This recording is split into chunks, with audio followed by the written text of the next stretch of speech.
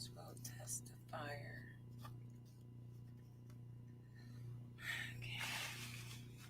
Okay, looks like I'm live. Let me see if I get some drama. This is probably the hot time that people are doing their streams, but I'm going to take the gamble. So, first of all, I'm going to say, like I said in my other video, because I guess when you're using other people's content, you have to kind of talk about fair usage. So, I am getting ready to play a video reaction to I believe this was Instagram or TikTok, where a young lady made some statements that apparently this user thought were just absurd. And I looked at the comments, of this video, and, lots of negative feedback about what this woman is saying. So I actually listened a couple of times to kind of try to comprehend what this woman is saying. And I think she makes a lot of valid points, okay? But I also think that because she generalized white women, her point became very offensive to a lot of people. So I want you guys, I'm not sure if you can listen to it all the way, but I want you guys to hear what she says and catch this on a replay so you can hear what she's saying, because I'm going to move forward. And then, feel free to comment whenever you get a chance to view this video and let me know what your thoughts are. Now, I'll share my thoughts about her commentary after I play it. So here we go. And again, this is fair usage. I am only replaying this content to commentate on it. White women just don't start crying out of nowhere. They learned this behavior as children, and no one ever intervened and corrected it. And so now white women are walking around with literally weapons in their eyes. You're right. And white people literally do love to weaponize anything and everything. And white women in particular love to weaponize their tears. Not to bring up the controversy that ended up me being banned for 2 weeks in the first place, but Jess recognized this happening with her daughter, and she intervened and she started to correct this behavior. The thing is that white women just don't start crying out of nowhere. They learned this behavior as children, and no one ever intervened and corrected it. And so now white women are walking around with literally weapons in their eyes at any moment's notice. It is so important that we are watching what we're teaching our children and correcting and intervening behavior, because this is what they grow into. We are the ones responsible for how this next generation is going to behave and interact with each other. White women are literally targeting an entire community of people with just their tears.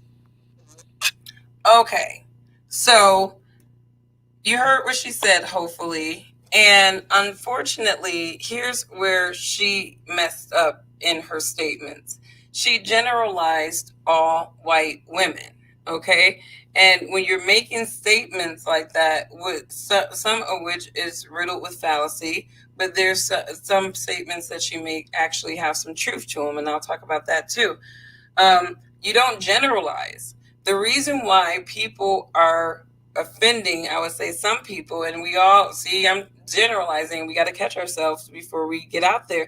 It's like the reason why a lot of people get offended because individuals commentary or content is because a lot of times people don't realize that they are delivering a generalization of an entire group sometimes when they deliver their content. And this goes back to my arguments, how people perceive the Black community as being a monolithic community, and we're not a monolithic community by any stretch of the imagination.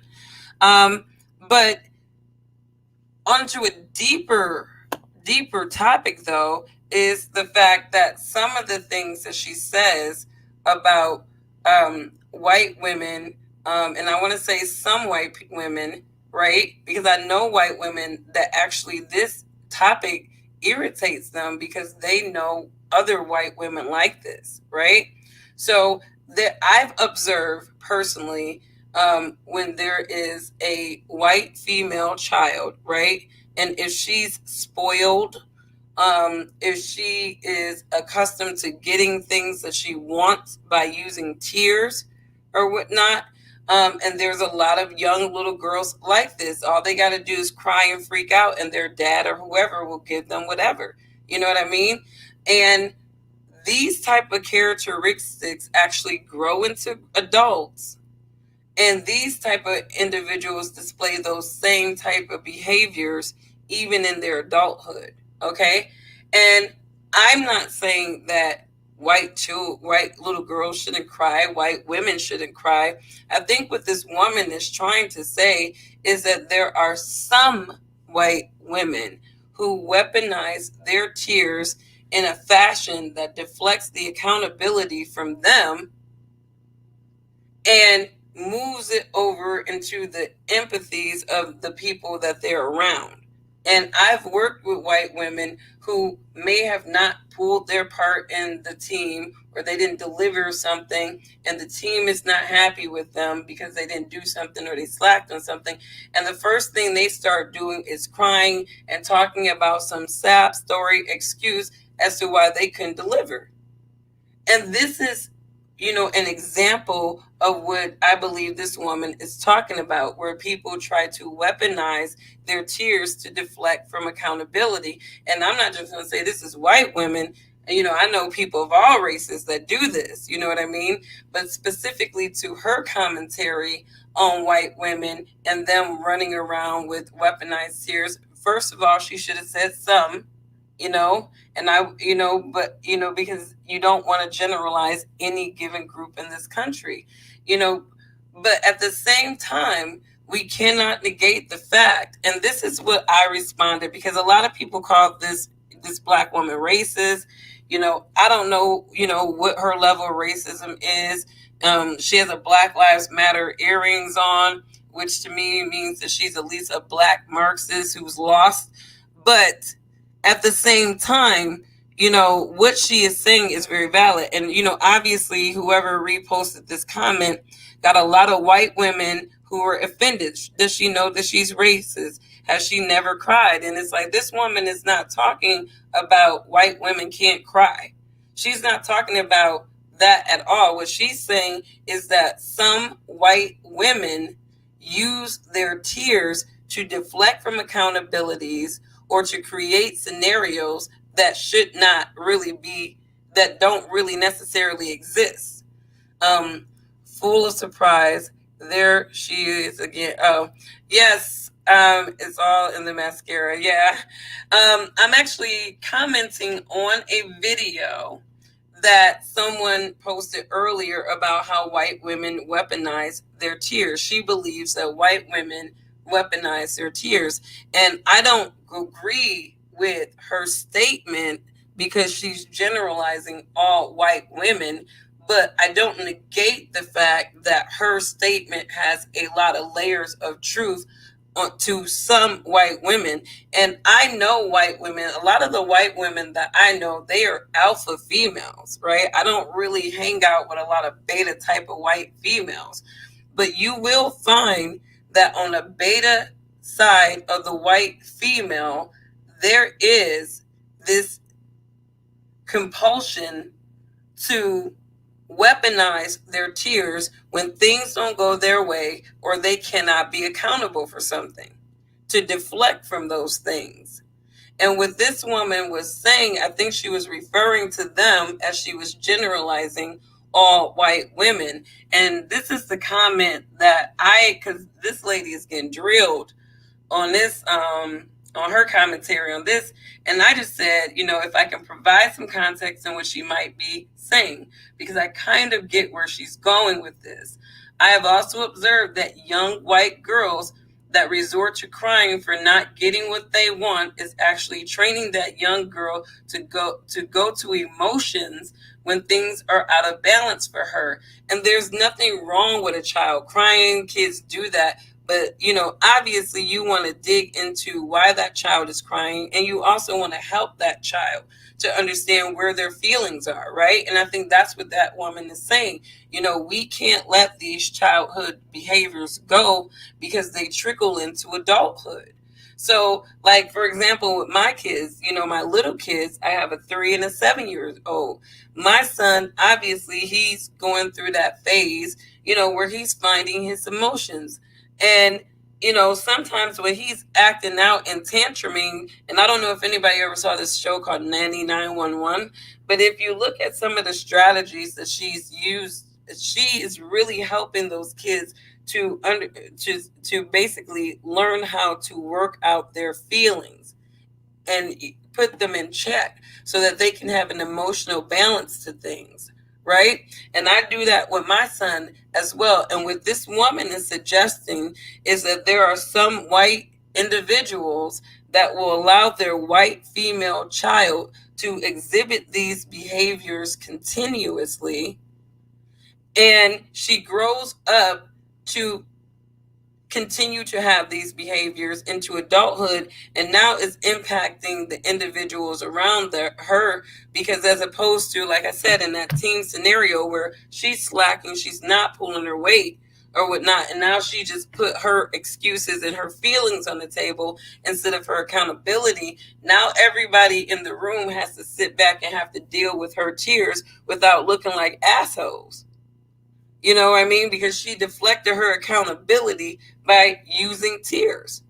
And we can't, and this is not just limited to white women, like I said before, but because I think you can find women in any group that will leverage their tears, as a deflective point from their accountability, or for not being able to get what they want, right? So you can find this everything, but she was specifically talking about white women doing this. And so check out the beginning of this video to hear what her statements were, because I did play them. But we want to be able to be realistic about what she's saying. And I want to go back to what I said in my response. Because okay, so I was saying that I also observed these type of kids, and this is true if any child, this is true of any child, but where it becomes more dangerous for white women is that they have played victim historically. Some of them have played victim historically, and they go into their emotions instead of rationality in many cases. Some white women's emotion and irrationality has caused individuals to lose their freedom and or their life. This is not true for all white women, but we cannot negate the fact that what this woman is saying is true to some degree of some white women. All right. So that is my opinion. Check out her video. This was actually a video that was posted by the funny and talented Terrence K. Williams. He's a Black conservative. I like his commentary. I don't think you really got it right on this one, but I like his commentary. But I think that he took her statements out of context. You know what I mean? And because she spoke her statements with generalizations, and it was also riddled with some fallacies, she offended a lot of women, particularly white women. So this particular situation is a lesson for all of us. You know what I mean? When we're out there giving commentary, giving our opinions, we need to be a little bit more thorough, and it's hard to do. Trust me, I'm guilty of it sometimes too, but we got to be very, very diligent at trying to make sure, that we're not generalizing people, because sometimes we can kill our point with generalizing people. So getting the practice of saying some people, because again, what applies for one person may not apply to another person. And even within a particular group, individuals within that group do not think or operate the same, and so they won't have the same mindset about things. I know some very strict Black parents, And I know a lot of loose Black parents, you know what I mean? And all of these parenting styles can, these parenting styles can impact the child's, mental and behavioral growth. You know what I mean? So it's our job to actually get back to the business of parenting and help our kids to develop emotional intelligence and rationality for not only times when they need to be accountable, but also for times when things don't go their way. And hello, my friend Sal. I'm not sure if you caught the video earlier, and it's not that long, so I can play it again since you guys are here. This woman made some very general statements about white women, and I kind of, can take some resonating points for what she says, even though I don't completely agree with, everything she says. She makes a lot of valid points. So I'm going to play this. Let me know what you think. I just, I think that she failed by just generalizing all white women. But, to say that, I'm sorry, but to say that white women, that some white women do not use their tears as weapons, I think that, would be unfair. So this is what she said. White women just don't start crying out of nowhere. They learned this behavior as children, and no one ever intervened and corrected it. And so now white women are walking around with literally weapons in their eyes. You're right. And white people literally do love to weaponize anything and everything. And white women in particular love to weaponize their tears. Not to bring up the controversy that ended up in me being banned for 2 weeks in the first place, but Jess recognized this happening with her daughter, and she intervened and she started to correct this behavior. The thing is that white women just don't start crying out of nowhere. They learned this behavior as children, and no one ever intervened and corrected it. And so now white women are walking around with literally weapons in their eyes at any moment's notice. It is so important that we are watching what we're teaching our children and correcting and intervening behavior, because this is what they grow into. We are the ones responsible for how this next generation is going to behave and interact with each other.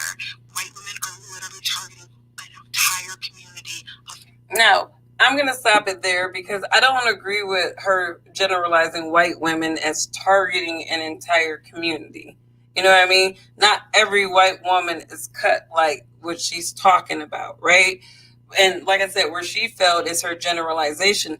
But to say that there aren't these behaviors that are observable among white young girls, and she even mentioned a mom who recognized this behavior of her child, and instead of letting it go or letting her grow out of it on her own, her mom took the necessary steps to correct that behavior so that she understands, the emotional balance of her feelings. You know what I mean? If you're legitimately sad and something's bothering you, then let's talk it out. Let's get through it. But if you're just, things don't go your way or you did something wrong, so now you're just crying, like she says, out of the blue, that is a behavior that needs to be corrected among that child. You know what I mean? It needs to be corrected. Otherwise, that child is going to grow up and they will weaponize their tears whenever they can't be accountable. So check out, if you just tuned in, check out the beginning. I didn't want to make this a long video, but I did want to sort of comment on this video because I thought it was a very interesting perspective that she provided. But she also said a lot of golden nuggets, as we're talking about these social conversations and how we understand each other, and even, diving down into, these issues from a behavioral, root cause. We need to start recognizing the fact that, a lot of people are the way that they are because of straight up lack of parenting. Lack of parenting. Parents are not teaching their kids lessons. I mean, I don't care if we were in a car, walking the streets. My mom always taught us lessons like Jesus told us to do. Wherever you are, you teach your kids lessons, right? So that they understand, not just, what they're learning in school, but you are the ones that teach them the school of hard knocks. You know what I mean? You're the one that teaches your kids how to be not racist, right? You're the kid, you're the one who teaches your child, how to have emotional intelligence when dealing with other people.